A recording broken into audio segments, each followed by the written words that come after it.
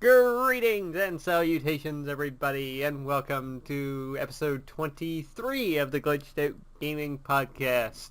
The podcast done by fans and who fucking cares, because Final Fantasy VII Remake got a new trailer, and oh my fucking god does it ever look awesome. And joining me once again on this show, as he does with most every episode of Glitched Out, it's Izzy, and oh my god, Ni Kuni 2. Did you see that? Oh my fuck, it looks beautiful. Pacheco. Izzy, how are you doing this week? Well, I can see you're excited about PlayStation Experience. That happened yesterday. Not excited recording. at all. Not a bit excited. They had some nice announcements for JRPG fans. Yep.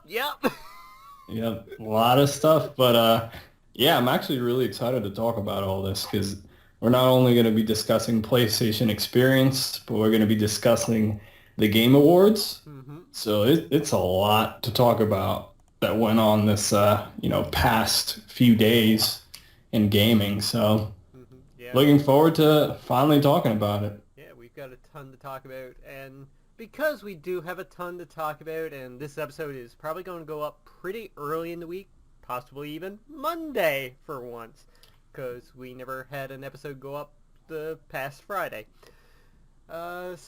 With that, we're not really going to go through our normal format. We've got our been playing section as normal, but instead of a news segment, instead of a topic of the week, this week we have the topic of the news roundup. We're just going to combine the two things, because, there's a whole lot of shit, like you said, to talk about, and in a way, if you're an Xbox fan or a Nintendo fan, you're probably not going to like this, because this is going to be a PlayStation-centric, for the most part, outside of the Game Awards.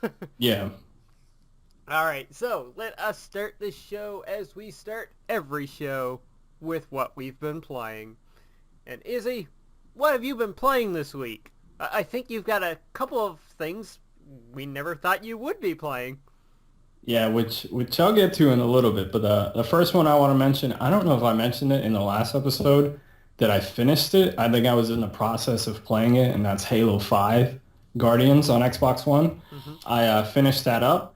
I enjoyed the campaign. It was a fun campaign. There was better levels in terms of like the graphics, because I know that was like one of my major complaints when I first talked about it on the podcast. Mm-hmm. There's some like levels that have like huge, enormous scale that are very impressive, but I don't know what it is about the graphics engine this time around. I think it might have to do to resolution, like it doesn't come out as clear. I'm wondering if that game does run at 1080p. It might not, but anyway, I did enjoy the campaign.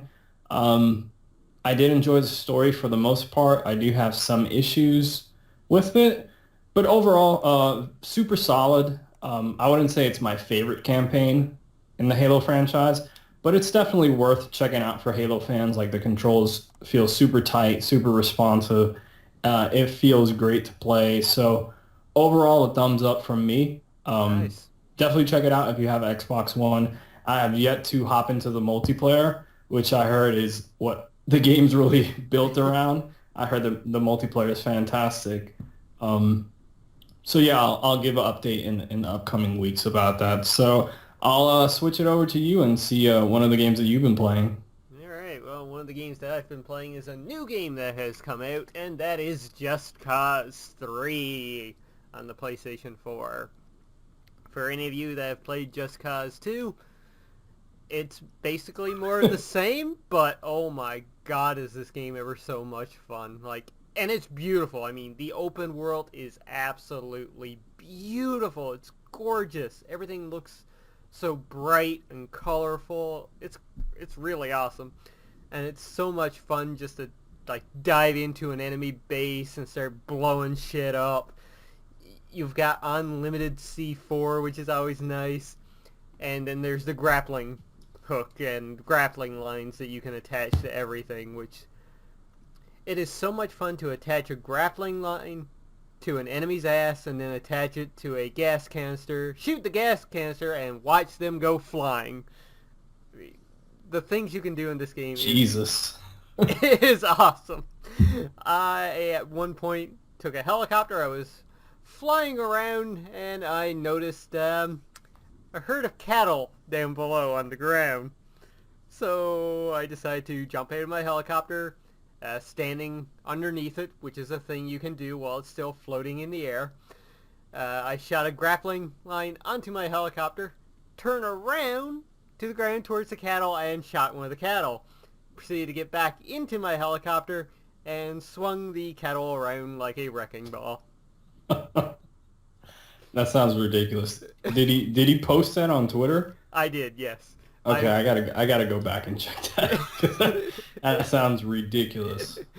Yeah, the things you can do in that game are that is basically a review for Just Cause 3. It's ridiculous. One complaint about the game though, if you thought Bloodborne's loading times were bad, you ain't seen nothing yet, baby. Damn. They do take a while to load in the game. But other than that, I'm having a blast with it. Can't wait to get back to more of it, but wave of gaming is currently hit, and it's like jumping between 5 to 6 different games right now. And I'll throw it back to you again. So, question about that is the loading times in between like sections of the game, or is it just as you're like booting up the game and then it doesn't load? Booting up the game, and like if you die, it has to reload. Okay. I've had loading times less than a minute, but I've had loading times up to like 3, 4, 5 minutes. Jesus. Yeah. That's pretty ridiculous. But at least you get into the world, you know. Yeah. And the scale of the world, it's like, yeah, I can kind of understand why it takes so long. Yeah, that's not too bad then. So another game that I have here on my list, which I started playing, I think, after the last recording, and that is Transformers Devastation on PS4, which is by Platinum Games. It is a licensed game, but it's by Platinum, so you know, for the most part, they have a pretty solid track record, and this is definitely one of those games. It's basically like Bayonetta meets Transformers. They basically have like the witch time that they have in Bayonetta, they have it in this when you're dodging, you know, the enemy attacks, and it just really clicks for me. Like, I'm not a huge Transformers fan, but I've enjoyed like the Cybertron games that who was it, High Moon did, you know, a few years ago. I really enjoyed those. I didn't grow up with the cartoon, so I actually grew up more with Beast Wars and Transformers. But this is like really impressive. Like, not a lot of people are talking about it. Like, first off, it looks gorgeous. Like, it's excellent that they went with a cel-shaded graphics engine. Mm-hmm. It looks gorgeous. Like, it just looks like, you know, the cartoon series come to life. The combat is super fun. Like I said, it's basically like Bayonetta with the witch time, and then upgrading your movesets, upgrading your different weapons. The story is a Transformers story. Like I said, I'm not a huge fan, but it's the typical, you know, Autobots versus Decepticons. Mm-hmm. But it's done well. The voice acting's great. I'm probably like halfway through. I finished Act 1 and Act 2, I believe. I'm about to start Act 3, and there's only 5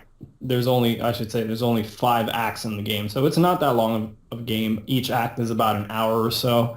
So it is a short game, but it works for this because it is repetitive, but I've been playing it, you know, like in short bursts. It feels like a beat 'em up from back in the day. That's like the best thing I could compare it to. I can compare it to like Turtles in Time back in the day. Like, it's just very fun to play. You know, it has a kicking rock soundtrack to it, which is super, super cool. It fits in perfectly with all the action that's going on. I just think it's a very like underrated game. Like, not a lot of people are talking about it, I guess, because it came out, you know, not at full price. It came out at $50, and it's a shorter game.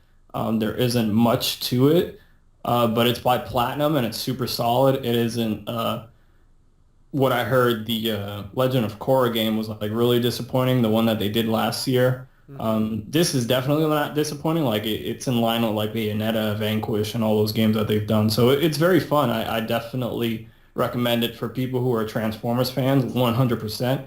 And even if you're not a big Transformers fan, but you like beat 'em ups, you like action games, you enjoy the games that Platinum makes, definitely recommend it. It'll probably be.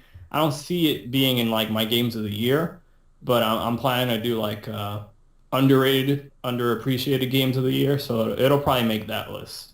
Mm-hmm. Cool. Yeah, I think you just sold me when you said Transformers meets Bayonetta.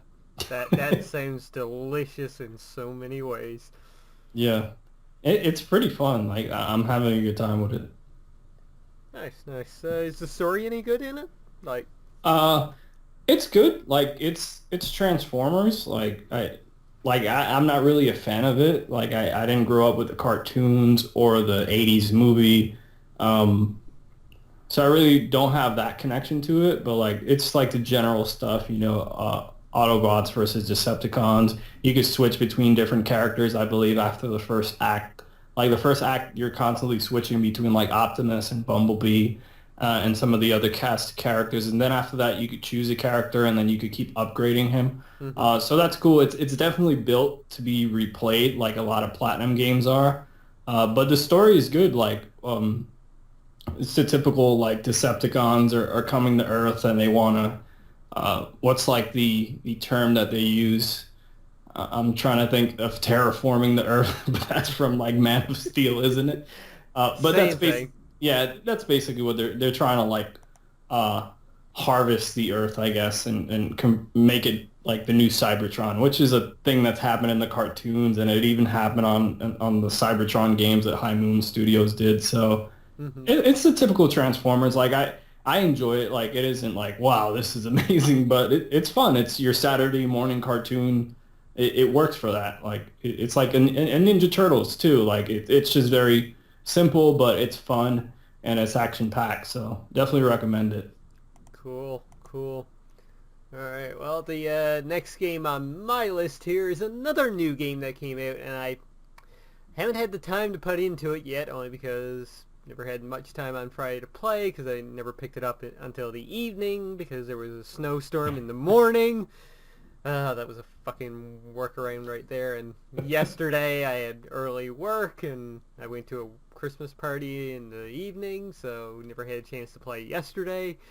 But that game is Xenoblade Chronicles X. And I think like last year this time on the podcast or on the Canuck podcast at the time, I was talking about how Bayonetta was probably the most beautiful game on the Wii U. That has been taken now by Xenoblade because, man, that game is gorgeous. Not the opening cinematic, which is cool itself, by the way, like showing the ship leaving Earth and how they're fighting the aliens and how they crash land on the new planet. All that's awesome.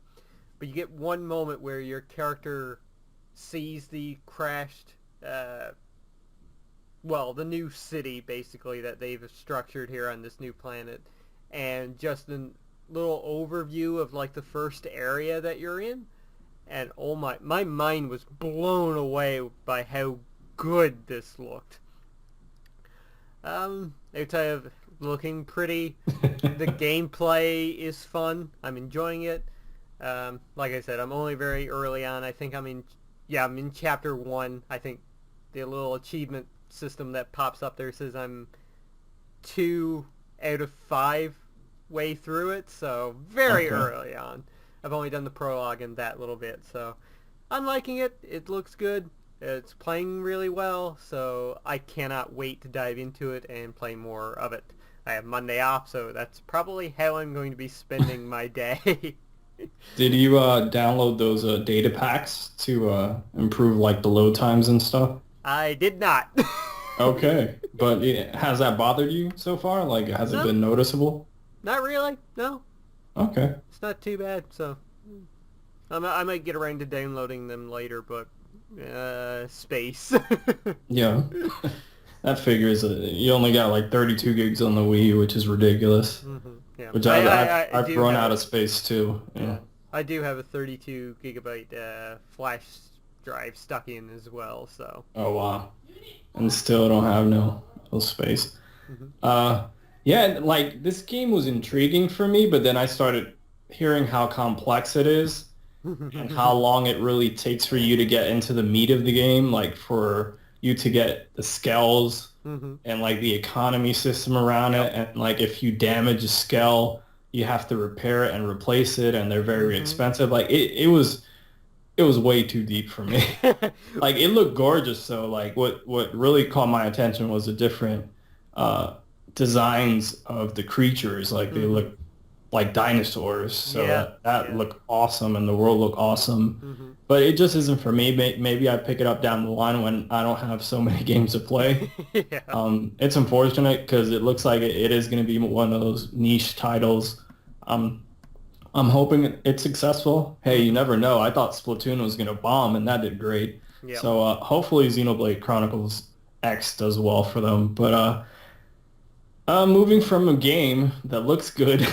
Oh, I know what's coming. You And I am so- going to disagree with you 100%. I'm not going to go too hard on this game because I know you're a big fan. There's a lot of big fans out there. But I gave it an honest try, and that is Fallout 4. I picked it up last week. I wanted to give it a try.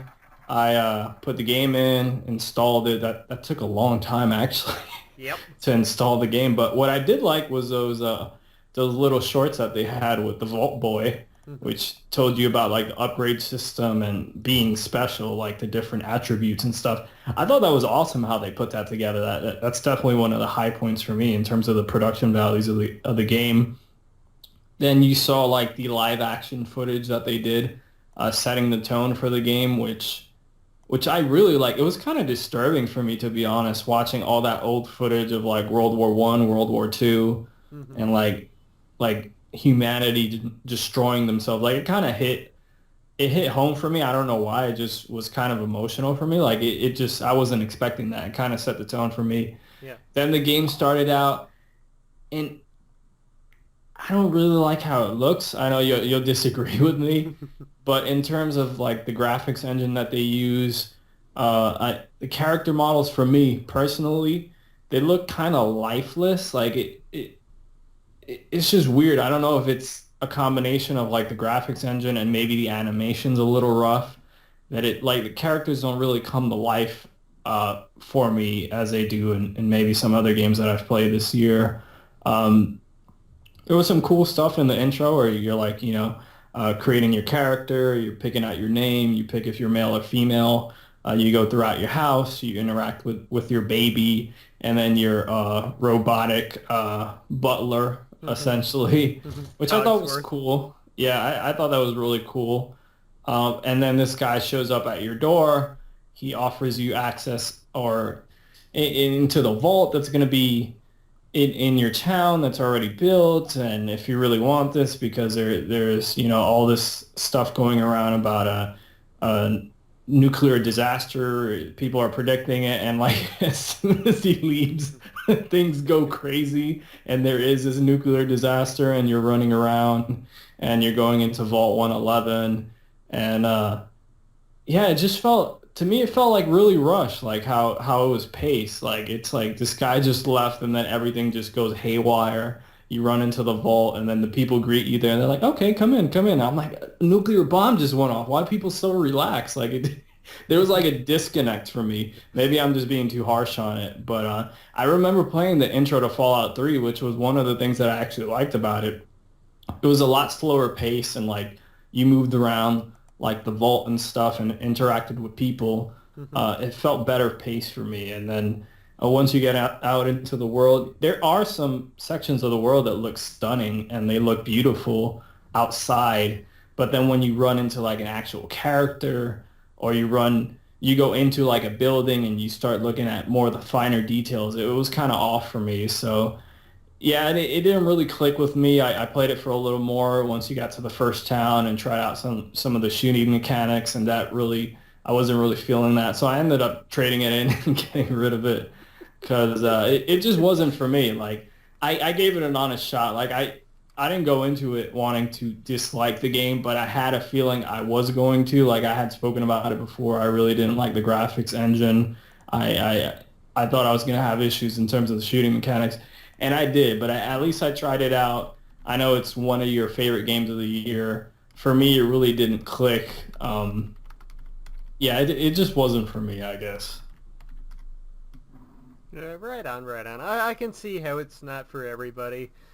And some of your points are valid. I mean, yeah, it's not the prettiest game around for a lot of things, but when I look at it, I'm like, hey, it's more Fallout, it's more Skyrim, and graphics really don't matter to me in those games. Yeah. It's more of the open world, the choices, the mass amount of things you can do. And I actually have been playing that a bit more as well. I forgot to put it down on my list. Of course you've been playing. Yeah, of course I have.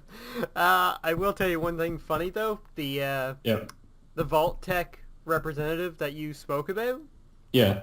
I've met him again, and I have him in my settlement now. Oh, really? Yeah.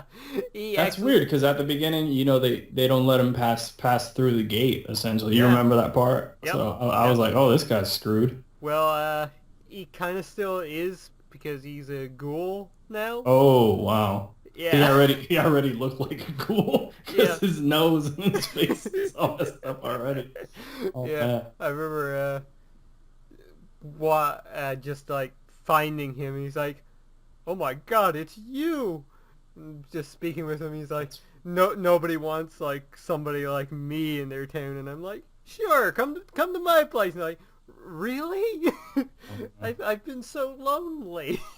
I did like that, though, that it was voice acted, and like you had the dialogue tree that you could pick. Like I like that aspect of it. It reminded me of Mass Effect, and I could see where they were going for in the game. It just like kind of under-delivered for me, especially when you compare it to something like Metal Gear and Witcher and Batman, which looked a lot better in terms of their visuals.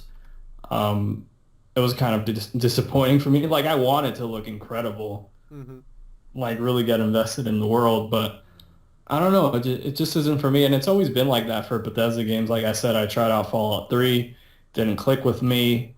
I tried out Skyrim several times. I've tried to play that game, hasn't clicked with me. Tried out Fallout 4, hasn't clicked with me. I guess probably the Wolfenstein games like that, but it's not really directly Bethesda. It's, they're publishing it. And then Doom, when that comes out, I know I'm going to get into that, but I don't know. Something about their games I've just never really got into. I guess it's just the art direction that they go for. It just kind of takes me out of the experience. But Right on. yeah, moving on from that, because I beat a dead horse at this All point. right. Well, speaking about experiences, Ooh. over on the Vita, I've been playing Criminal Girls Invite Only. It's on my list to finish, or well, at least play for a bit before the end of the year, because it came out this year. It's gotta have a chance at entering my Game top of the games year. of the years. Yeah. Is that the game with like the stripping characters when you touch the screen or something like that? Is that the one I'm thinking of? You have the fog, and you have to motivate the characters to fight for you, basically. Okay.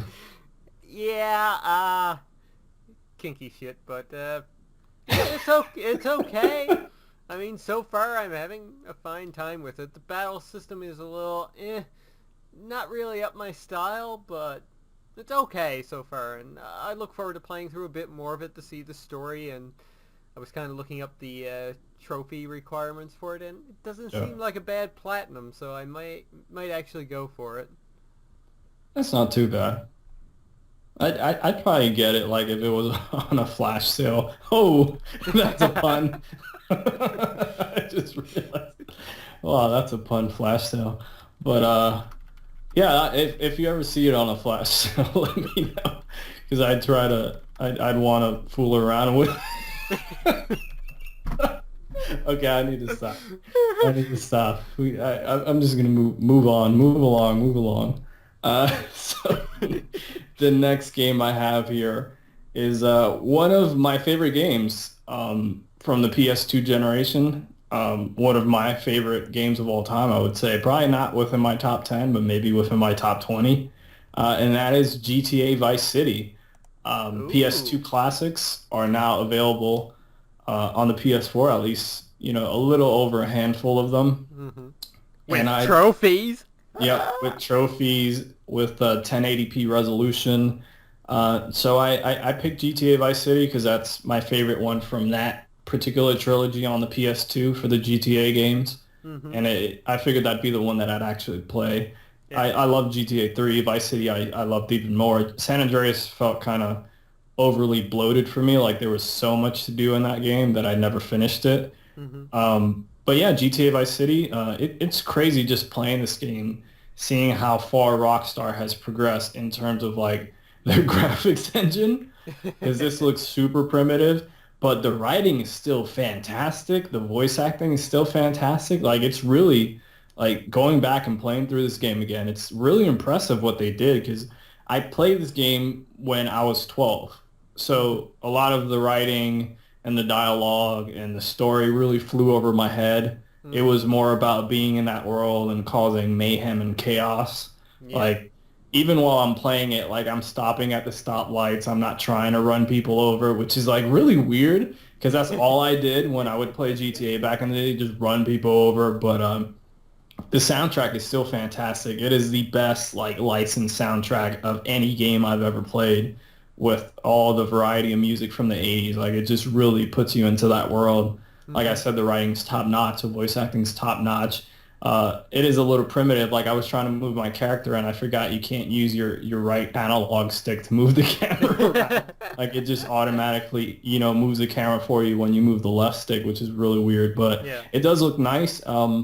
Running at 1080p, like it looks nice. It looks nicer than your PS2 would look if you hooked it up to a HD TV. Like that looks like garbage. I've done it before, but this looks a lot more cleaned up. It is an older game, so you could see some of the textures aren't very high quality, but it does look nice. I haven't played too much. Like I played the intro of the game and maybe one or two missions.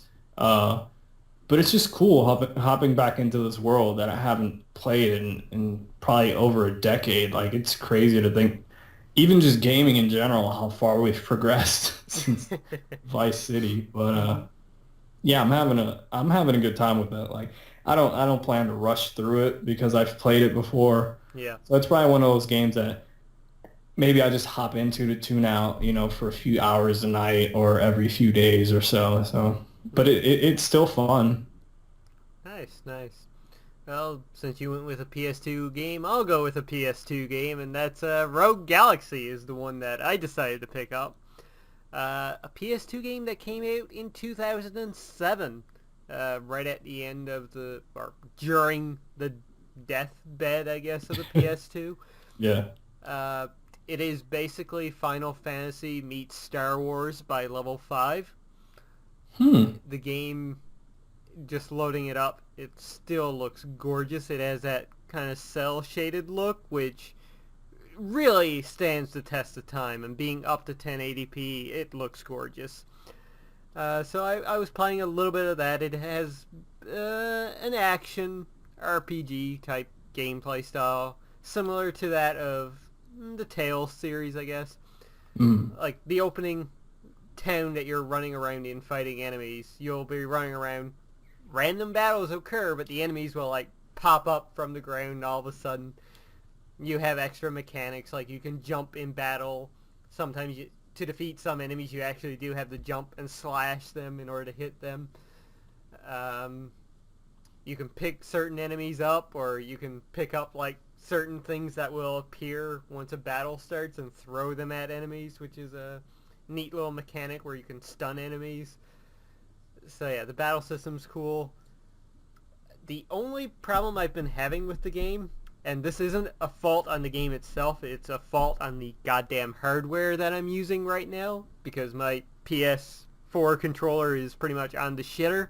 Oh. The left analog stick is not really working well for me. Like, it will stick when I'm pushing it forward. Oh, so, that sucks. yeah, my characters will stutter. I've been having that issue with Fallout 4 for like 2 weeks, where it's been driving me mental. I should be getting a new controller, well, when this podcast goes up today, if Amazon does get it here on time. But yeah, that's been the only problem for me so far. Other than that, the game is great. I love it. It's a trip down memory lane, and if you've not played Rogue Galaxy, I highly recommend it. It is a great JRPG to jump into. It's friendly, I guess, to those that may not like the turn-based battle system and whatnot. And yeah, it's great, and it's definitely worth the $15. Nice, so buy nice. it. Buy now. Buy now. All right, so from one JRPG to another JRPG. And back another generation. And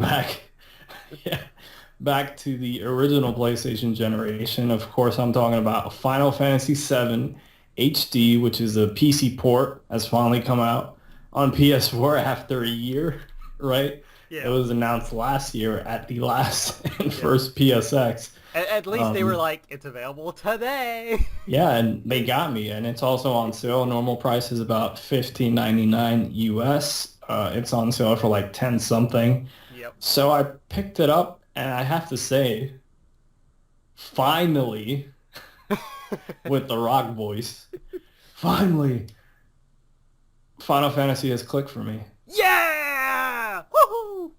Finally. One of us.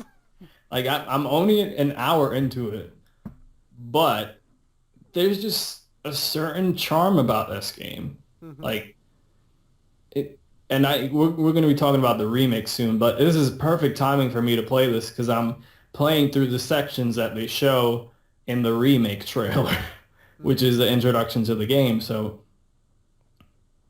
just I like how they cleaned it up because it's, the one with the better texture pack, so it looks cleaner on the TV than an original PlayStation. Like the PlayStation Classic, for example, on PS3 doesn't look this good. But there's something about, like, the music is fantastic, and the what do they call those backgrounds? There's a term for that. The pre-rendered backgrounds, like, there's a certain charm to them. And then your character models, like, just how it looks, like, it's just very charming for me for some reason. Like, it just clicked for me. And, like, just, like, getting into the story and seeing the dialogue between, like, Cloud and Barrett and them going back and forth. And it's early on in the game, so, Cloud's, like, just really doing this thing for money. And, like, the whole thing being sort of like a terrorist act, which is kind of crazy to think. It's not really explained that way in the game, but when you really think about it, that's what you're committing, like a terrorist attack on this facility. And just the dialogue between the characters, and then going after that, after you get through the first bombing, and then you go into the train, and then the sequence where they're searching through the train, and you have to have the correct ID card, and since you don't, like, the alarms go off, and I'm like, this is really smart for an old game. Like, the way the story's structured, and for something, like, so primitive, like, it's really, like, intelligently written, like, it's and structured. Like, it's just really clicked for me, and I'm actually looking forward to hopping back into it. Like I said, I'm only an hour into it, so I think where I left off and I saved was going to the second location that you're gonna bomb. So that's still very early on in the game, but so far it's really clicking with me. I'm starting to understand the combat system and, like, when to, attack and then use your potions and then switch between the characters. And so I'm starting to get into it, and I want to learn more about it. I think I might even pick up, like, a strategy guide for it because it's really interesting for me, especially, like, the materia system that it like enhances certain things on your character, but it might take certain things away, and like, if you remove something, like, it changes, like, your loadout, basically. Like, it's just really intriguing for me, and I could see why a lot of people, this game was, like, very special for them, even though I'm very early on. But it's just there's a certain charm about this game. I can't really put my finger on it, like, but there's just something really charming about it, and it's finally clicked for me, pun intended. Final Fantasy VII. But I'm really looking forward to playing through it, especially we'll get into the remake later, but comparing the two when that comes out and the differences between the combat system in this versus what they're going to be doing in the new one. Like, I want to be part of that conversation. And it's always been a series that I've wanted to get into, but I couldn't. Like, I remember playing 7 as a PS3 game, like the PS1 Classic. It didn't click with me. I didn't get like 15 minutes into it or whatever. Final Fantasy X, I got maybe a few hours into that. Yeah. Final Fantasy 11. So it's been like a thing with me with the Final Fantasy series that never really, really clicked. Like 10 kind of clicked for me because I did get several hours into it. But this one, there's something about it. I don't know what it is, but I'm looking forward to playing more of it. And that's pretty much it for me. That's the last game I've been playing. But I'm looking forward to talking about it more as the weeks go on. Nice. And it's, for me, it's like a very relaxing game. Like, I don't know what it is. Like, I was just sitting back, like, on my bed. Like, usually I'm in a chair in front of the TV. With this one, I was just kind of relaxed and sitting back. And I don't know. There's just a special charm to this game. That's awesome, man. And I've been playing it myself as well. For me, it is a game that I loved and enjoyed. Replaying it again, and like the up-res graphics and everything does look nice. It's pretty. And I like the 3 extra features they've added in for this one that was included in the PC version as well. That's the 3 times speed, which comes in handy, especially for somebody like myself that's seen a lot of this stuff and played through it multiple times. Okay. Having that does... Lets you skip forward then? Yeah. Kind of reminds me of like playing the original Pokemon games, through PC and speeding it up and going through everything. Yeah. So yeah, that's handy. I like the no encounters thing where you push in on both analog sticks and you get that. That will come in handy quite a bit. And for somebody like yourself that might end up getting frustrated in certain areas because of the random battles, I'm sure you're going to love that. So I wasn't even aware of those improvements, to be honest. It pops up at the beginning of the game when they show you the control scheme. Oh, I didn't pay too much attention to that. Like, I just looked for like the general stuff, like moving around and stuff, and I was like, okay, I'll figure this out. Oh, okay. And the third option being essentially God mode. If you click in on the right stick, you get max HP, max MP, and I think unlimited limit. So okay. I can see that being handy in boss battles. And from what I've read today, they don't affect trophies. So for me, that's going to be great because I am definitely going after the platinum in this game. Mm-hmm. So that's going to help immensely. Is this like a very grind-heavy game? Just like moving on through it, I guess, like all JRPGs are? The difficulty spike is not that bad. If you like level up in areas and you're able to fight through, you should be just fine. Okay. Yeah, because I don't want to hit that wall. But if I do, I could always use that option. Yeah, exactly. So you have that option available for you if you need it. So it's great. Like, again, like I said, for people playing through it, essentially for the first time like yourself, that will come in handy if you hit a frustrating moment. Yeah. So yeah, that's great. Everybody go buy Final Fantasy VII on PS4. And it comes with a kick-ass theme as well. Oh yeah, that is awesome. Like, I downloaded that. I'm like, wow, this is really... like, everything about the way that they reveal this game and everything has just been awesome so far. Yep. Like, even someone like me who hasn't been into the Final Fantasy series is like really getting into this. Like, the whole fanfare that they have, like, that's just awesome. Like, I put it on, like, I don't have it right now as my theme, but I just put it on for a while like the game downloaded. I was just listening to the music. I'm like, this is awesome. Like, that's Aerith's theme, right? Yeah. Oh man, it's great. Awesome. When I loaded up the theme, hearing the music, I'm like, oh, this is almost going to make me cry. And then I moved the analog stick to switch over, I think, from one thing to another, and I heard the sound of the menu, and I'm like, oh my god, that's awesome! Yeah, the beep, beep, like that. That's that. Another thing, I love, like, the they use a da-da-da-da-da-da-da-da. Victory fanfare, my friend. There's something about the Final Fantasy one where after that it goes like like it's just really catchy. Like, it makes me want to dance, and it makes me want to do the millions of dollars. I don't know, for whatever reason when I heard that, I'm like, this is awesome. Well, just a little offside comment about wrestling. Next time you see the New Day fighting and Xavier Wood has his trumpet, just pay close attention to some of the themes that he plays on that thing. Because he has done Victory Fanfare. Oh, yeah. I haven't noticed. That's funny. Alright, well, I guess we can get out of our been playing section now. And, unless you had anything else? No, that's it for me. Okay, well then, let us dive into the topic of the news roundup. And first we're going to dive into the Game Awards, where I think me and you were pretty much wrong on almost everything. Yeah. So let's run down through the winners quickly here. Game of the Year went to The Witcher 3 Wild Hunt. Developer of the Year went to CD Projekt Red, obviously. Best Independent Game went to Rocket League. Well-deserved. Well-deserved. Though I heard a lot of people complaining that Undertale didn't win.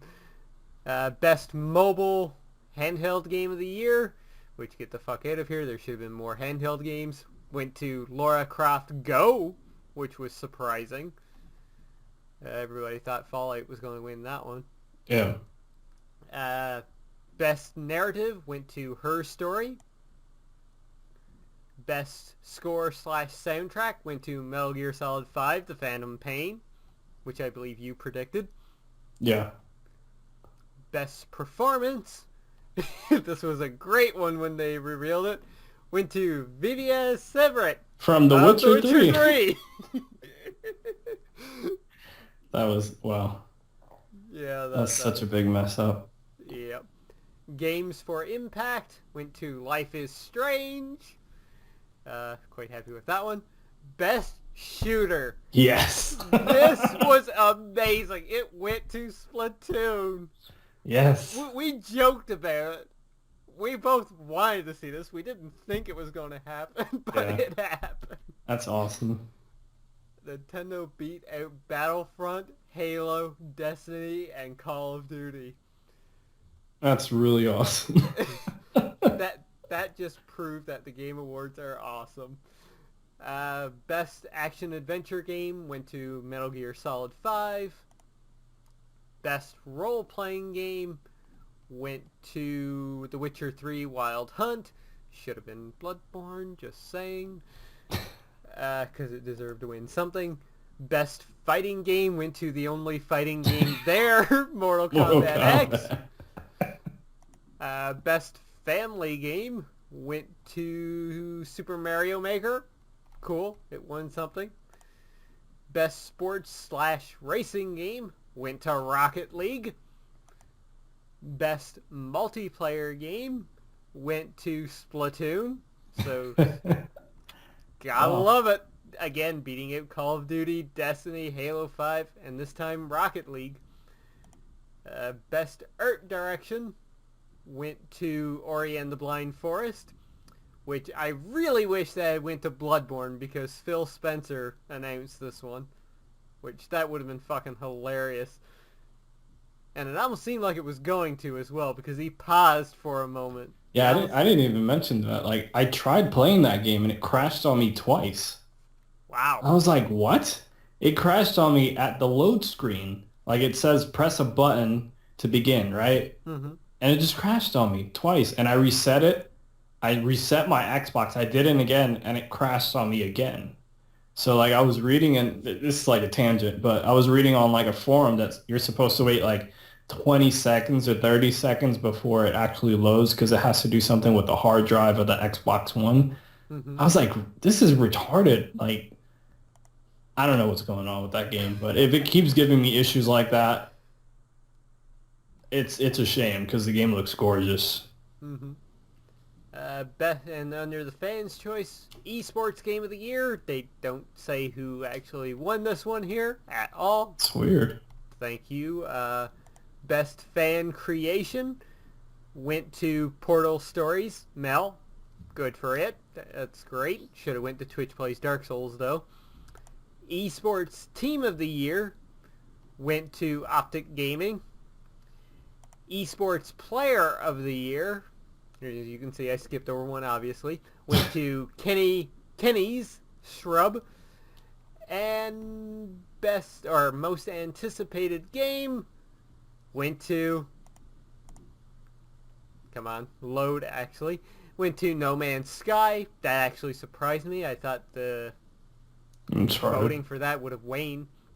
Uncharted or The Last Guardian, I thought definitely. And Trending Gamer went to not Markiplier, not PewDiePie, not Total Biscuit, not Christopher Mickles, but hashtag TGA Greg Miller's ego. I was about to say that. That was awesome. And his speech was freaking amazing. Yeah, it was incredible. It was incredible. Really I was like, is this Paul Heyman up there? Like, he cut the best promo ever. I was like, Jesus. I was like, where did this come from? Like, I know he's great, you know, at speaking and hosting events, but like, he didn't even like mess up. Like, I was surprised, and he did the whole, you know, like calling out the what was it, the art director or the was it the art director or design director or something like that? Yeah, something for Tomb Raider. That was fantastic. Like, apparently he got an email from her as well. I was really? listening to Colin and Greg live the day after, and he popped in for a little bit talking about it. And of course, Colin gave him a bit of heat as well because for the 9/11 was inside. No, a little bit for that, but he gave him more. Oh, because he called him like fourth or something like that. Yeah. Yeah, because he went. Want to thank Tim, or no, you want to thank Nick, Tim, Colin, and Kevin. That's fun. Yeah, Greg winning, that was awesome. Very much so. Definitely deserves it. Yeah. So yeah, overall the Game Awards were pretty damn sweet, to be honest. Those were all the winners. What did you think of the winners? I thought it was pretty good overall. Like, I liked how Splatoon beat out, you know, all those other franchises for shooter and multiplayer game of the year, because it was the most refreshing thing that I did play this year, to be honest. Definitely going to be in my game of the year list. Witcher 3, what I played of it, I thought was fantastic. So I think it's great that CD Projekt won it. And I was having this discussion with my buddy CJ because he was talking about how they treat their fans. And I actually got a physical copy of The Witcher 3 not too long ago. And when you open it up, it has that little note that says, like, thank you for purchasing this, blah, blah, blah. And then you get all these goodies like the soundtrack and stickers and maps. And I'm like, wow, this is awesome. Yeah. Like, just how honest and direct they are with their fans. And you don't feel like you're getting milked, like if it's an EA game. So it's great that it won for them. And they've really been working hard on the Witcher franchise for many years. And this is kind of their... You know, their coming out party. That sounded bad, but I didn't mean it that way. But this was their moment. That's a better way to put it. So yeah, I'm happy they won Game of the Year, and I thought, in terms of the show's like production value, I thought it was really good. I know we were joking in the chat about some seats being empty, and I was like, this looks like a TNA house show. Which actually wasn't that bad. I think people were still filing in. Yeah. As we were talking about that, but yeah, I thought the pacing was really well done. They didn't have like over the top celebrity stuff. Like they had Shaq out there promoting Shaq Fu.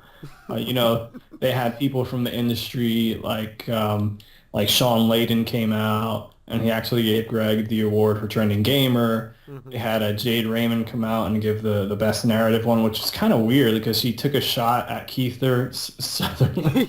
She was like, yeah, and the voice is like David Hayter. And then I was like, and then...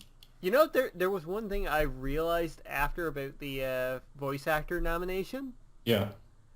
No Nolan North or Troy Baker nominated. Yeah, that was weird. Yeah. But yeah, it was just weird. Like she had the flub about the her story thing. What wasn't her fault? Which the card was they put the wrong. But yeah. It just, I don't know if she was nervous on stage or whatever, but if you're in the industry, shouldn't you know? Like, right? Like you Yeah, would think yeah. she would at least know who the nominees are or be prepped to that or know that this female, like when she said I think she said whatever her name is for The Witcher 3, right? The actress's name. Um, I don't know. I thought she would have been better prepped. Maybe I'm just being nitpicky, but I guess Kiefer must have been laughing after she took the shot at him mentioning David Hayter. Like the presenters are great. Like Troy Baker made that joke about him and Nolan North, like how to become a voice actor, and like just wait till like they die or something. Step 1, get a good mic. Step 2, wait until me and Nolan North are dead. Yeah. So pretty much like I had skipped last year's showing because I just had been so disillusioned. Like the VGAs were almost always a disaster. VGX that was the one with Joel McHale, right? And that was just terrible. Yeah. And then last year you watched it. You told me it was a good show. Mhm. I refused to watch it. I just caught like the clips. This year I wanted to watch it because, you know, like Greg Miller and of course to talk about it on a podcast. And it was very well produced. Like I know we're gonna get into it now, but there was like some great moments in the show. So yeah, let's dive right into that. Yeah, we'll get into like we are pretty much gone over the winners at this point. Yeah. Some of the reveals, like the world premieres, as Jeff Keighley likes to say. Yep. They announced Telltale Games is going to be working on a Batman season. We don't know if it's Marvel will remember this. We don't know yet if it's based directly on Batman, the character itself, or if it's within the Batman universe. We were talking about this, that we think it's going to be something to do with like Gotham City PD. Like it just makes sense. And like Commissioner Gordon, that makes more sense in a Telltale universe than playing as Batman, and that'll feel really awkward. Yeah. The other one here, which I know you were very excited about, Psychonauts 2. Yep, that was really cool. That was really cool. I liked the trailer for that as well. That was really funny. It was just strange though, like how they announced it. I think the crowd got kind of deflated after they were like, "Oh, we're doing it on," I think Fig it's called or something like that. It's a new service. It's sort of like Kickstarter, but in this you actually get reap the rewards of not only like getting T-shirts and stuff like that, but if the game is successful, you'll also see like a financial benefit to it. Depending how much you input, of course, the more you do, the more you'll get back, which I'm interested to see how it turns out. But I know it was like several millions of dollars. I know, I think it's over like 1 million at this point, if I'm not mistaken. I just checked. They're asking for 3.3 million. They currently have raised $1,807,546. Wow. With 11,923 backers. Wow. That's still, that's a lot still. I'll be interested to see if they hit that goal, especially after the controversy with Tim Schafer and Kickstarter and all that went on. Yeah.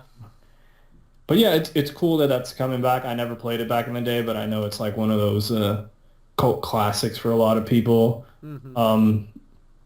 There wasn't any other big standouts in terms of reveals that I could remember off the top of my head? Yeah, I can't remember it. That was basically the big one. That and Telltale.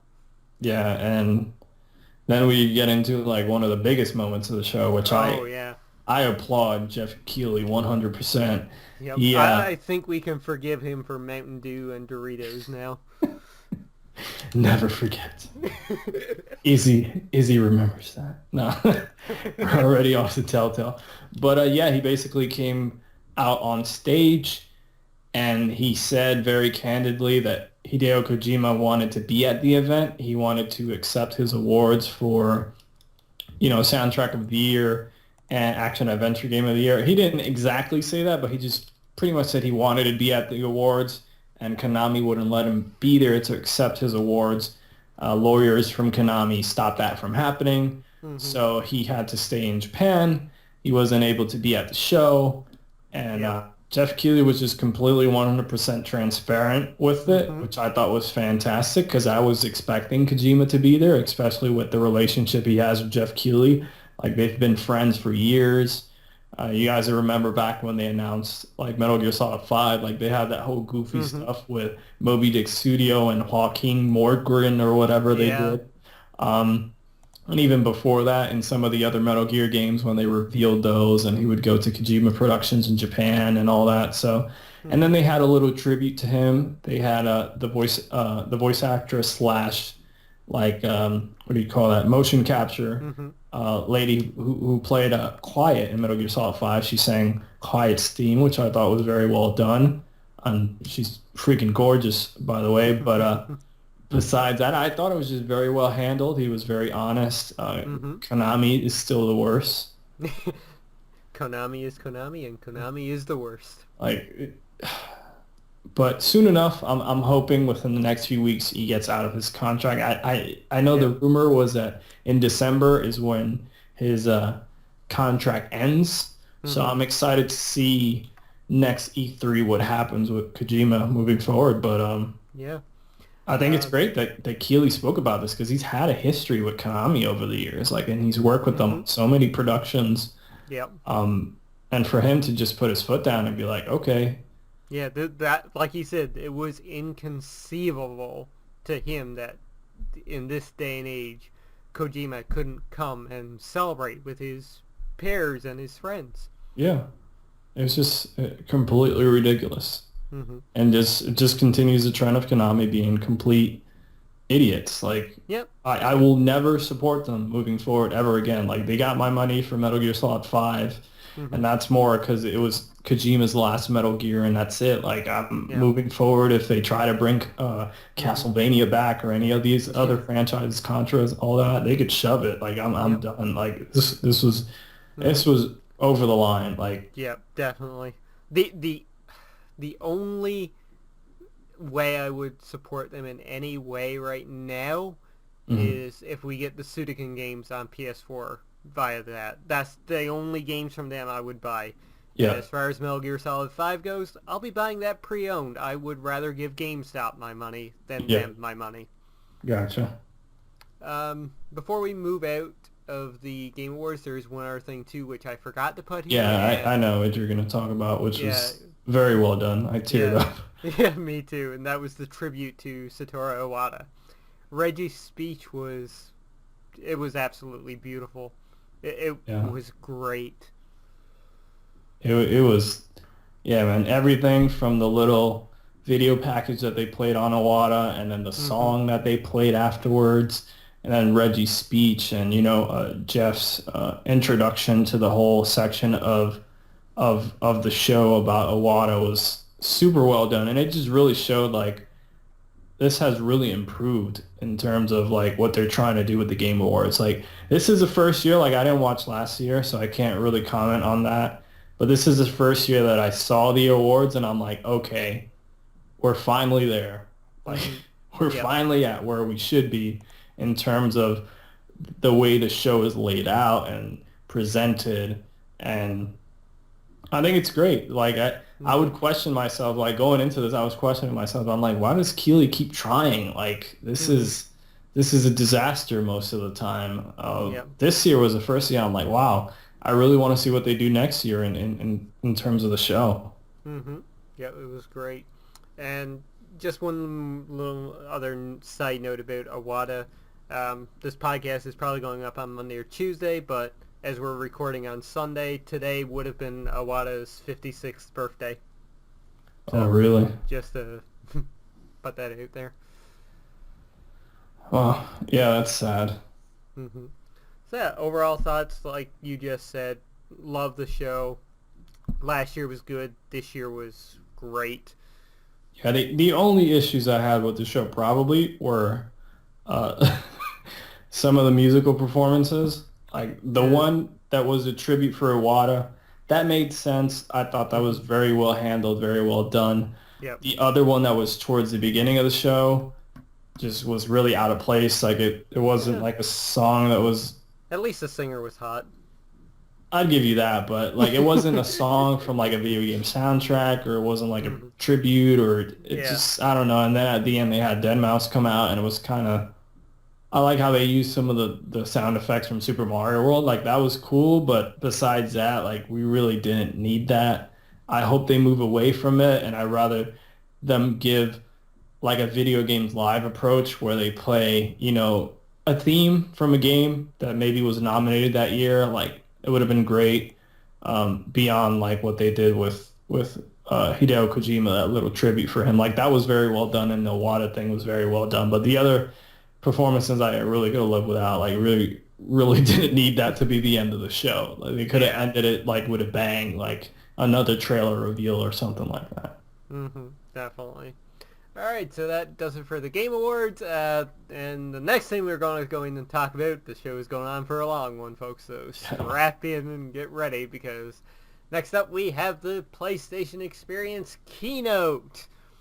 And my God, as a JRPG fan, as you saw at the beginning of this show, I was thrilled with this event. I was really happy with it overall. Probably, they had a bit of pacing issues, and they kind of ended very poorly, but a lot of the reveals within it got me really excited.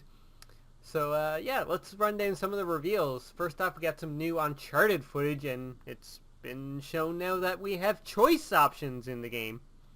Yeah, that really threw me for a loop right there. I remember watching, I'm like, what? There's choices? Maybe Telltale has actually made this game and not Naughty Dog.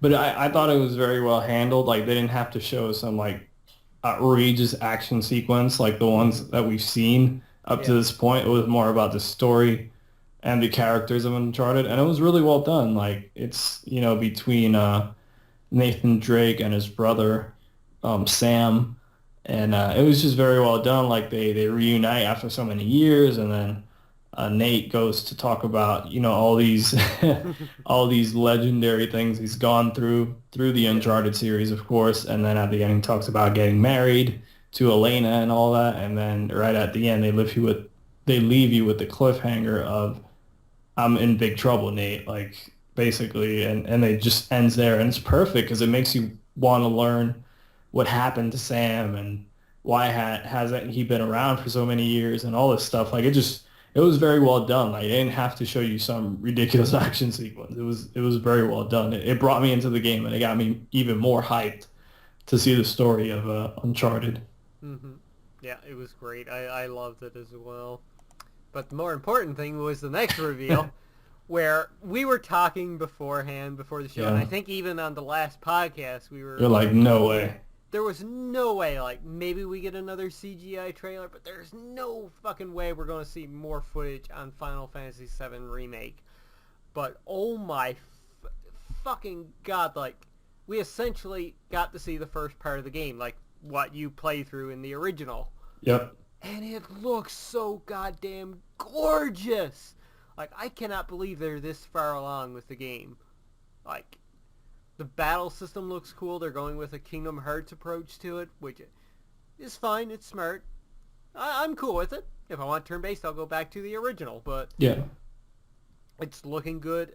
I'm really pleased with it. Barrett looks like a all-out badass here. Like Wesley Snipes mixed with Mr. T in a way. And the Gatling gun looks fucking amazing. But yeah, it looks great. I was freaking the fuck out while watching it. Like, it looks so good. And there's maybe a sliver of hope now that they might actually get this out for 2017 for the 20th anniversary. Yeah, I think it'll be out by then. Like you said, we were thinking no way they're going to show Final Fantasy VII Remake footage, and they did. And it looked very impressive. Like, it was so impressive that it made me, buy the game once they announced that the game was out today, and I wanted to play the original. So then just playing through that and seeing, like, putting the dots together, oh, that's what happened in the trailer. Yeah. And it like you said, it looks gorgeous. The art direction, art style, the graphics engine, it looks super good. The voice acting's good. Like, it's just all very well done. I wonder if they put, like some of the other projects in the back burner and they're trying to get this out before that. Like maybe Kingdom Hearts got put to the side Final Fantasy, what is it, 15? Maybe that got put to the side for a little bit. I No, don't that's know. done. They're just polishing that now, or should be anyway. Yeah, Unless but they're adding more moguls into the game. to be honest, I'm more excited for this than I am 15. So, but it looks incredible. Like yeah, it looks awesome. Like I was very surprised about that, but definitely excited to play this. And yeah, it was just very very well. It was a surprise. Like that's the best way to put it. Like I was not expecting this. And another thing that happened, which was actually I think between the Uncharted footage and the remake being shown, was uh, Sean Layden, who is the president of PlayStation, Sony Computer Entertainment America, right? Mm-hmm. He comes out with a Crash shirt, and you heard the crowd reaction, like they were like, oh, like because they thought someone was about to go down, and it didn't. Like Nope. he just trolled everybody, and Mm-hmm. Or did he? Maybe something's in the works. maybe something's in the maybe it's like what they did last year with the Final Fantasy VII. Remember that they showed you the Yeah. HD one, and then at E3 they were like, "Bam, here it is." Maybe at E3 we get Crash Bandicoot, And which they did it right before the Final Fantasy set. Oh my god, it makes it, sense. it makes sense. So I hope it happens. Like even if it's not like a full budget game, like they could do this at a budget price, like how they're treating the new Ratchet and Clank. And it could be $40. It could be even $20, and it's a downloadable game. Give it to Zanzaru. They did a great job with Sly Cooper 4. Just give it to them. Make a new one, and just make everybody happy. Like it doesn't have to be Naughty Dog who makes it. It could be another studio, and I'm sure it'll be in great hands if they give it to Zanzaru. So even the same thing with Parappa. Like that could be a $20 downloadable game. Like it doesn't have to be a $60 game. Just give us Parappa the Rapper 3 on the PlayStation Network. Like Yeah. Yeah. But Well, you'll be getting Parappa the Rapper 2 soon. yeah, it is gonna be on the PS2 classic. So I'll be picking that up because that game is ridiculous. Mm-hmm. But yeah, and then I think after that, like We got Call of Duty information. yeah, the show went. To be honest, it went kind of downhill for me after that. Like there was some very good announcements, but Mm-hmm. more the pacing of the show went downhill for me after Yeah. that. Like because they started to get into third party stuff. Like they got Call of Duty. Mm-hmm. They went into Battleborn. Randy Pitchford came on stage. Don't believe anything he said. Though I will say this, I was bored throughout it, but when they showed the gameplay of Toby, I was laughing my ass off. The penguin. That little penguin in a mech suit has a lot of rage behind Yeah. him. It looked funny. Yeah.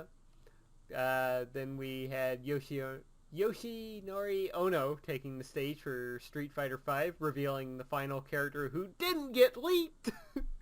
Yeah, that was really funny. Yeah.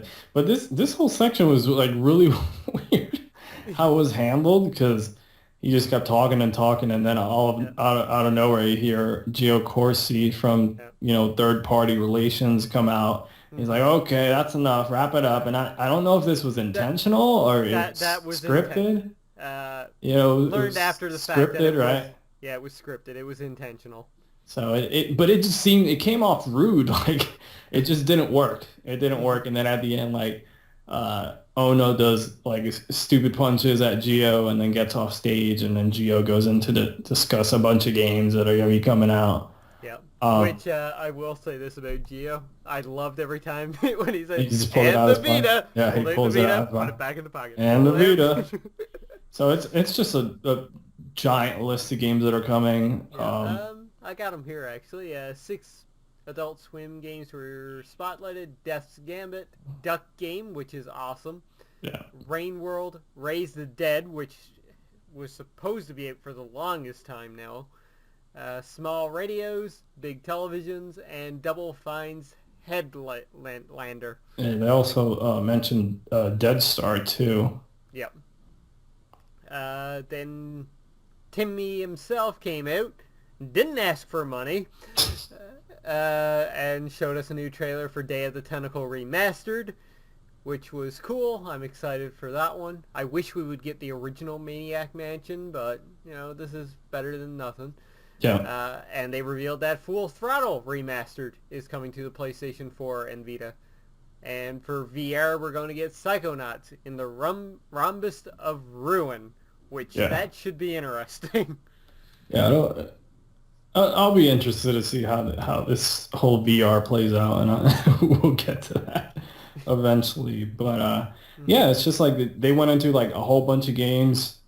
They didn't really grab my attention, to be honest, just being honest. Like, it wasn't that it was necessarily bad, but it's just stuff they went into. Like, they went into like the next Don't Starve game. After that, they went to Zodiac Arcanon Odyssey, which is coming to PS4 and Vita. And I love the art style for that game. The art style does look nice.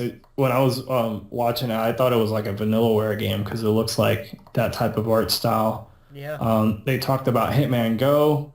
Cool! Finally on the Vita, which is platform cool. I will play it on. Fuck mobile. They talked about Brawlhalla. It's coming to PS4. Then they went into a whole section about the Yakuza series, which is cool. So they basically said Yakuza 5 is going to be hitting PS3 this Tuesday, December 8th. And Yakuza 0, which is a prequel to the Yakuza series of too many Z's, man. Yakuza 0 is going to be coming out on PS4. They didn't say exactly when, but sometime in the future. So that came out about a year or two in Japan, if I'm not mistaken. It came out early, near the launch of the PS4, right? If I'm not mistaken. It came out in 2013, early 2014. As for Yakuza 0, I think that only came out this year in Japan. Oh, really? So I'm confusing it with the throwback one, the one that's like during the samurai. You know the one I'm talking about. Yeah. Yeah, that's the one they had around launch, if I'm not mistaken. No, I think that one's pretty new too, because they only announced that one. The one from Team Ninja you're thinking about, right? It might be. I don't know. Maybe I'm just confused. I know at the launch of PS4, not the launch in 2013, but I think it was like spring 2014, they had a Yakuza game come out on PS4 and PS3. I'm pretty sure that's Yakuza 5. Okay. So I'm not sure. I don't know what I'm talking. Whatever. So yeah, those two got released. I'm really excited. I'm hoping Yakuza 5 doesn't have a big install because that will hurt me if it does. Yakuza 0 cannot wait. Day one purchase for me right there. Once that one looks really cool. Yeah, I want to see remake of the first game essentially. All right. So yeah, more crazy Japanese stuff. Was announced. There's going to be Last Blade 2 from SNK Playmore. Also, console exclusive, King of Fighters 14. So pretty much PlayStation's getting all the damn fighting games. Yeah. Microsoft's like, we've got Killer Instinct. Killer Instinct. PlayStation's Combo like, breaker. PlayStation's like, well, we're getting Street Fighter. We're getting King of Fighters. Don't be surprised if Mortal Kombat becomes exclusive. That's crazy, but yeah, it kind of threw me off because it's not using a 2D art style. It's going into 3D. So I'm going to be honest. I'm more interested in this one than I am with Street Fighter. Oh. No. But yeah, more crazy Japanese stuff from Koei Tecmo. Neo, I think it's pronounced, which is like Onimusha. Meets Dark Souls. That's what I thought it was. Meets Ninja Gaiden. Which, yeah, it was just, I don't know, it felt weird. Like, I really thought it was going to be that. Like, it looks good. It looks cool. Yeah, it looks great. Unfortunately, it doesn't have any gravity-defying titties. God damn it, bring Dead or Alive Extreme 3 over here. Tangent. But yeah, after that, Sid Schumann and Nick Sutner, which of course we know from the PlayStation blog and the PlayStation blogcast, they came on stage and they talked about a few indie titles. Bastion finally came out on Vita. The Bit Trick games are coming out as a bundle same day. Now. Yeah, on PS4, out now by now. And then they talked about Nuclear Throne, which is coming out soon. Out now. It was kind of weird though that they came out and they just like sat down. It was just like really weird pacing and really weird stuff. And nothing against the guys. Like I like the guys. I follow the blog and the blogcast, and the guys are hilarious on there, especially Sid. Sid was like, we're going to do a presentation. So he Let's just bring out the recliners. just bring out the recliners. He should have just brought one of those Amazon boxes with him on stage. He'd be like, hey, who wants to do it on Amazon? But yeah, and then they went into some sports stuff with MLB The Show, which is their big, exclusive because Microsoft doesn't have any MLB game on their platform, so that's pretty much default PlayStation if you're a baseball fan. Scott Rhodey came out after that. He talked about MLB 16. I think that was the only first-party game aside from Uncharted that was shown. That's true. Yeah, that was new, right? They hadn't showed this one off before because Uncharted, of course, before. Yeah, this is the only first party. This is what, Sony San Diego, right? Yep. So yeah, that's like you said, first party. But like I was saying, Scott Rhodey came on stage. He talked about this new game called Guns Up, which is a free-to-play multiplayer game, is out today. Then he wanted to talk about Fat Princess Adventures, out today, which is another theme. Then Ted Price came out, traitor. Nah, but he spoke about the Ratchet and Clank series and how far they've come to this point, and then they showed a gameplay demo of the new game, which is fantastic. Like, that's a day one buy for me. Like, I love platformers. I missed the Ratchet and Clank series on PS2, but I did play some of the PS3 games. Those are fantastic. The guns are great. The pixelator is awesome. Yeah, that's probably my favorite one right there. Yeah, I cannot wait for that. And it's out April 2nd, when the film coming out on April 28th. Yeah, and then after that, they went into this really bad section. I don't know. It wasn't all bad. With, in my opinion, with PlayStation VR. And it was even they admitted, like, it's very hard to show VR. And they were trying to show off VR, and then one of the guys, like, it went out of sync, one of his arms, and it just, it was, it didn't work out well for them. Then they went into Res Infinite, which actually looks pretty cool. Res, which is an old game, it came out a long time ago on the PS2. It's coming to VR, which makes pretty good sense. Yeah. And the dude in the bodysuit was actually the main developer. Oh, that's pretty cool. I didn't know that. Then they talked about Eagle Flight, which is... Yeah, Boys in the House. Forgot to mention that. Oh, yeah. Adam Boys comes out. They talk about Eagle Flight. They talk about Modern Zombie Taxi Co. Yeah, I will say one thing about Eagle Flight. As soon as they showed that, my first thought was, so the Eagle from the Assassin's Creed series is getting its own spin-off game? But it looked cool. Yeah. And then they went into Gollum. They went into 100-foot robot golf, which looked ridiculous. Yes! I want that. That will sell me on VR, and that's a normal game as well. Then they went into Ace Combat 7, and that pretty much wrapped up their VR section. I'm still surprised they didn't announce a release date or a price.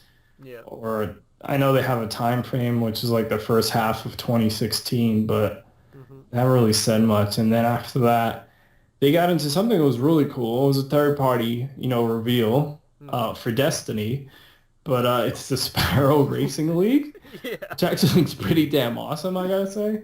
So anybody who has a copy of the Taken King is going to be able to play in this 3-week competitive racing event for some sort of rewards. They really didn't go into what it was, but that looked actually pretty awesome. Then they went into Hob, which it didn't really do much for me. I didn't really pay too much attention. And then I'll let you talk about this next one that they have here that they announced that you started freaking out. Yeah, I almost as well with Final Fantasy VII reveal. I was freaking out, overjoyed. This one made me cry. I was tearing up when I saw this one because boys dropped the announcement that we're getting Ni Kuni 2 Revenant Kingdom, a PlayStation 4 exclusive from level 5. And my God, just like the last game, it looks so beautiful. No Dribby, though. Where the fuck was Dribby? Yeah, and where the fuck was the kid from the original? Like, does he die in the original? Like, I don't know. I haven't played it. Yeah, sure.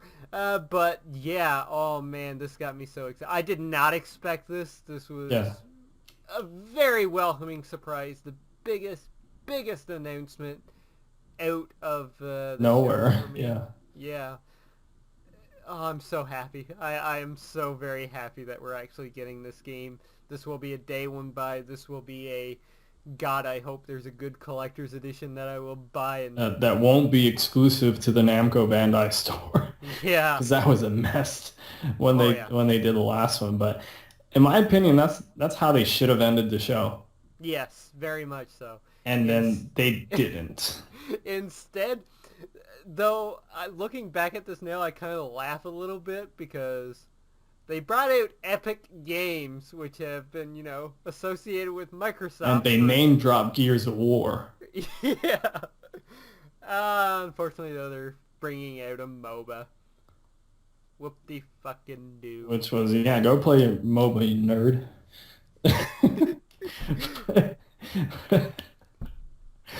But yeah, it did nothing for me. It was a CG trailer. I'm not into MOBAs. It felt weird, and then everybody was sitting around waiting for some, and they just decided to play a sizzle reel pretty much. And I don't know, the show ended. Like, there was, some good stuff, but the pacing after pretty much Final Fantasy VII kind of like went all over the place. And I think the show, like, it almost was 2 hours. Almost, yeah. Yeah, it was, almost 2 hours. I think they could have done it. They could have did the rapid fire treatment like Microsoft did that year at E3. Was it this year or the year before or the past 2 years pretty much when they were like game. Like they could have did it in 60 minutes super tight. Mm-hmm. Or they could have did it an hour and a half with a little looser. Mm-hmm. And just really condensed everything and shuffled things around. Like opening with Uncharted and Final Fantasy, like it just, the expectations were tremendous because you're like, wow, they're opening with this? Like, and then they had some cool stuff like the new character Fang from Street Fighter, which looked hilarious, which I'm super excited for that game. And like the Ni Kuni 2 reveal was awesome.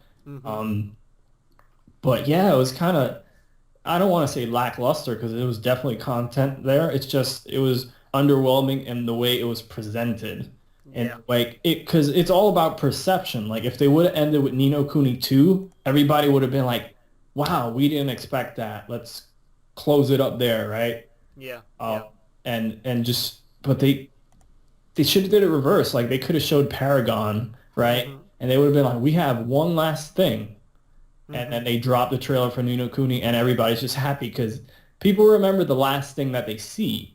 So, and it's all about how you present things. So if they would have presented it that way, people would have, I think we would have received the conference a lot more. It was like that year, I remember it was years ago. I think it was 2009, 2010, right?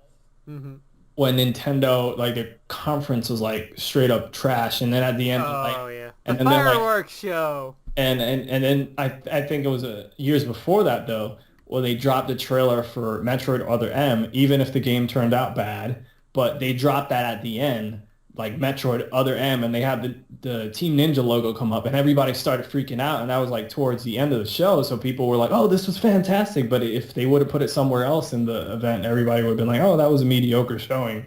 So it's all about how you present things, so... and then we're just being completely honest. We're big fans of PlayStation. It's just, it could have been presented better. It could have been tighter. Keep it tight, as Xavier Woods says. But overall, it was great. There was a lot of games out today, announcements, like stuff like Ni Kuni 2. It makes me want to play the original, which I do own, and I need to play. Yeah, I need to get back to it as well. Yakuza 5, like I've always wanted to get into the Yakuza series. I did it again, series with the Z. What the hell is that? But the remake footage for Final Fantasy looked incredible. Uncharted looks awesome. Like there was a lot of content there. It's just it could have been condensed better and presented better. Definitely, yeah. So, just in closing, your favorite things shown, just to sum it up. Top 3 things for you. Top 3, easy. Uncharted. It really wanted me.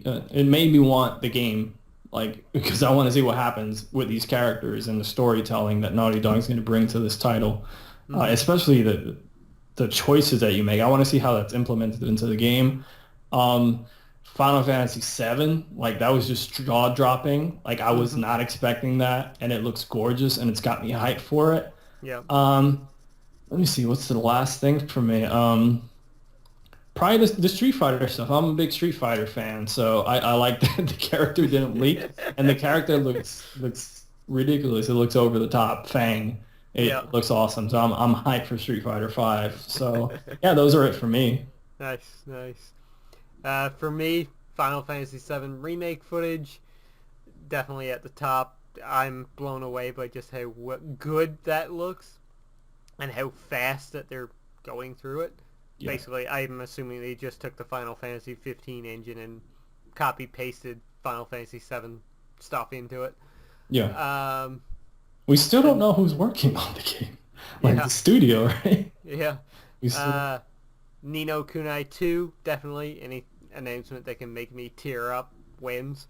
Yeah. And the last thing for me is going to be 100-foot robot golf. I saw that. I was freaking out. I love it. Yeah. A silly premise like that was great. Destroy your way to par. Love it. Day 1 buy. Yeah, it was a good show. It was a good show. It's just there was stuff missing. I know we've talked about it, the name change. That didn't happen. We didn't see Sony Ben's new progress. We didn't see Shuhei on stage.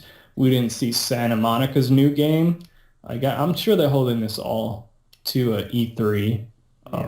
There was some good stuff in there. It's just, I don't know, maybe our expectations were way too high, especially by the way the event started. Yeah. They blew their load at the beginning, because if they would have left that Final Fantasy VII announcement for the end, oh my god, people would have perceived this conference a lot better. It's all about presentation. So. Yep. Well, yeah, this is a long show. Yeah, we should got a probably long wrap up stuff here. to talk about. All right, so questions and comments. I do have 2 here. Huh. Oh, yes, Aussie Legend chimed in. Just a quote. Fuck, this is hard. Lord X 2015. That was essentially the last show. I think for every award, I was like, fuck, this is hard. That's funny. That was good. Thanks, Mitch. So yeah, that's pretty much it for this show. And Izzy, why don't you take us away?